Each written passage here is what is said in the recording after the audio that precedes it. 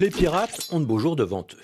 En tout cas, les domaines où ils s'illustrent ne cessent de s'étendre au fur et à mesure des avancées de l'informatique. Et dans cette discipline, on entend beaucoup parler d'eux en ce moment. À tel point que le verbe pirater s'emploie pour des actions diverses. Le piratage informatique, il peut consister à accéder à des données dont l'usage est privé, on casse les codes, on vient à bout des verrous si on est assez habile pour le faire.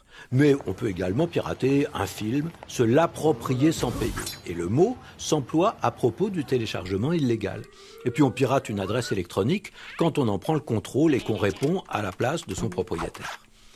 Le succès du mot est étonnant. Il y a quelques années, on l'avait déjà utilisé à propos des radios qui émettaient sans autorisation. Et on voit bien qu'il évoque ceux qui défient la loi, souvent par goût du profit, parfois simplement pour se moquer du pouvoir. Il désigne ces malins qui veulent aussi prouver qu'ils arrivent à déjouer les protections les plus sophistiquées sans se faire prendre.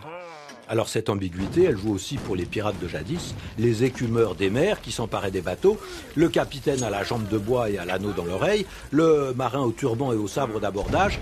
Voilà des pirates plutôt sympathiques, alors que leur modèle était certainement des tueurs sanguinaires.